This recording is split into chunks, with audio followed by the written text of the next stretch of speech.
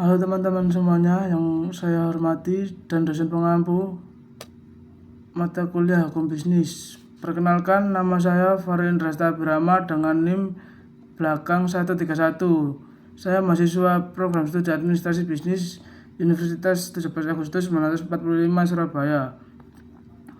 Pada video kali ini saya akan mengupas tuntas sebuah kasus nyata yang sangat menarik, yaitu sengketa merek gajah duduk. Tujuan dari permasalahan ini adalah untuk memahami bagaimana hukum bisnis, khususnya hak kekayaan intelektual, diterapkan dalam dunia nyata, sekaligus menganalisis dampak terhadap keberlangsungan sebuah brand. Mari kita bedah bersama-sama. Kita masuk ke kronologi kasus. Sengketa ini melibatkan merek legendaris sarung gajah duduk. Konflik mencuat ke permukaan ketika dualisme atau klaim sepihak atas kepemilikan dan penggunaan desain serta merek dagang tersebut.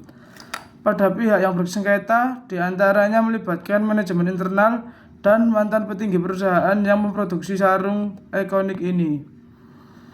Sengketa ini terjadi karena adanya kemiripan yang substansial pada logo gajah duduk yang diproduksi oleh pihak lain tanpa izin sah dari pemegang hak merek asli.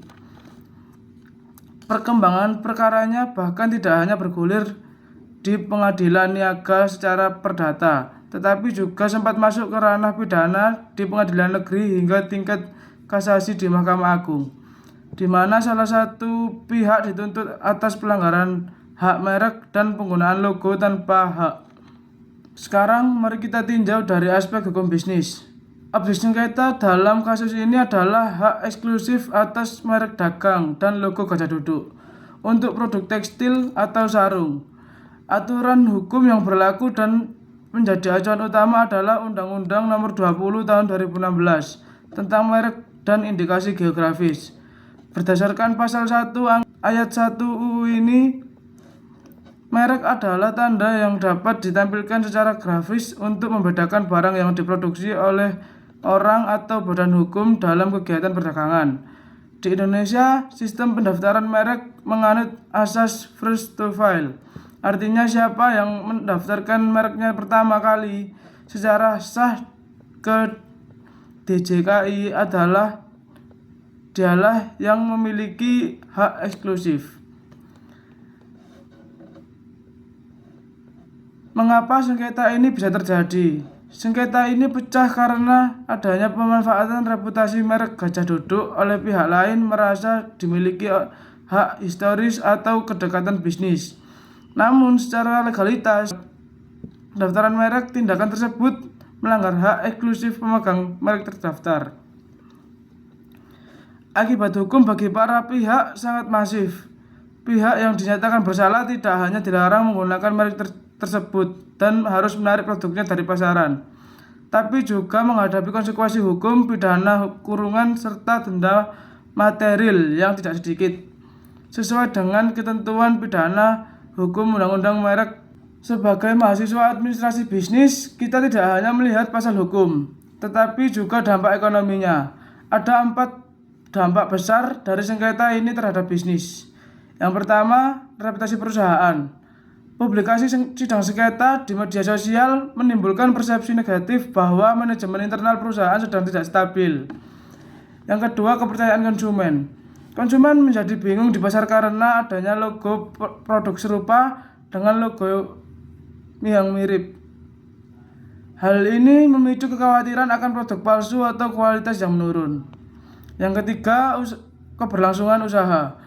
Proses hukum yang memakan waktu bertahun-tahun menguras energi, waktu, dan biaya operasional yang sangat besar, yang seharusnya bisa digunakan untuk inovasi produk. Yang keempat, nilai merek. Merek gajah duduk sudah dibangun puluhan tahun nilainya.